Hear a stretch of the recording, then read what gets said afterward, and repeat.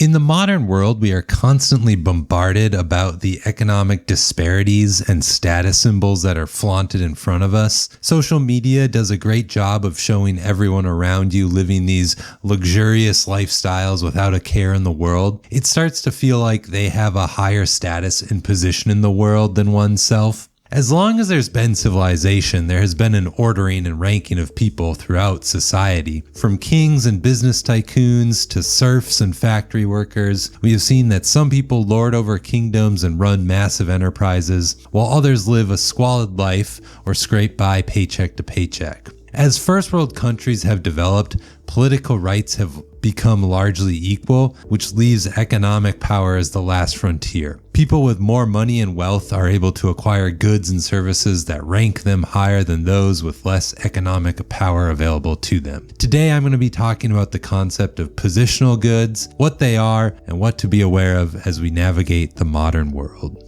A positional good is a good valued based on their distribution among the population, not by how many of them are available in total like a normal consumer good. The value of positional goods often lies in their power as status symbols or their ability to provide unique valuable access to only those that own the good. Regardless of how much the population's income or buying power increases, the distribution of these goods will not change. For example, consider houses in a good school district. Only so many of those houses are available in the school district, and those houses are bid up accordingly. Now imagine suddenly if everyone were $1 million richer. The distribution of those houses would not change. Only so many children will be admitted to that school district, but the price might be bid up to account for the new influx of wealth in the economy. In our example, home buyers bid up the cost of these homes, and those with the greatest resources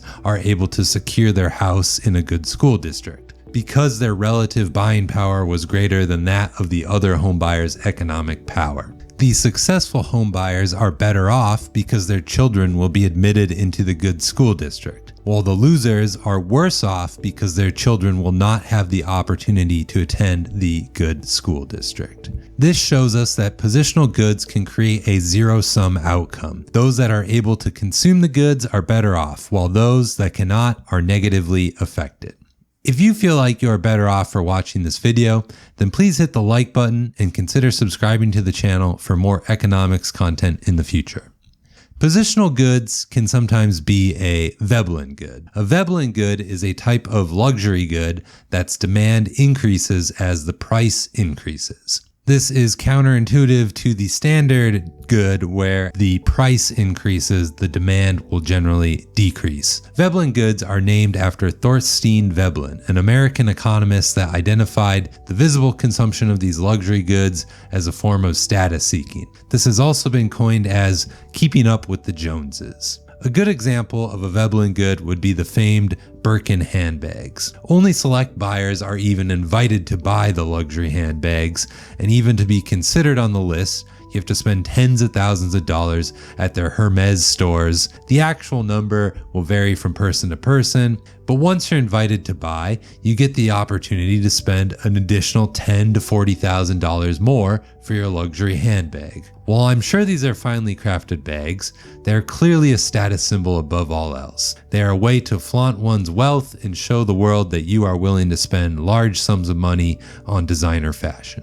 In today's economy and social media landscape, this status seeking has been sent into another orbit, as whole spheres of influencers showcase their wealth, or at least apparent wealth, to the world around them. This boosts their positional status as their followers either pine over the wonderful influencers' lives or make them wonder how they too could be living the life of conspicuous consumption. In many cases, these are fronts put on by these influencers, which is a false facade. This social media content is either paid for by companies that wish to advertise to flocks of followers, or the influencer is willing to front the high cost of appearing wealthy in order to secure higher social status. And with it, hopefully more followers and advertisers that will offer them financial incentives in the future. The end result for the followers is never good. Either they spend money trying to keep up with the influencer, likely spending above their means, or feeling negatively about themselves as they're unable to acquire the positional good or service they see on social media.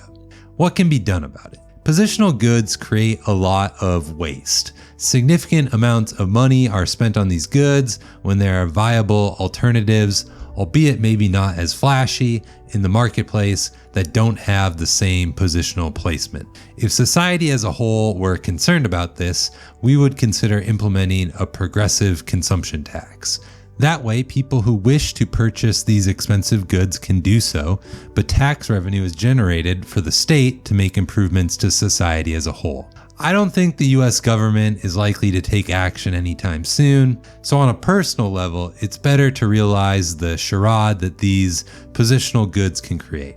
If there is one positional good worth truly fighting for, such as a good school district for your children, then consider committing your economic resources to that cause. Ultimately, it's your personal right to pursue any positional goods you wish, but if the positional good is there to flaunt wealth and societal status to the masses, then I'm personally probably going to skip it. You may get some more likes on Instagram from people that you don't know, but in the end, I don't think that makes our lives much more fulfilling. If you enjoyed this video, then please consider checking out the one on the screen now. Thanks for watching, and I will see you in the next one.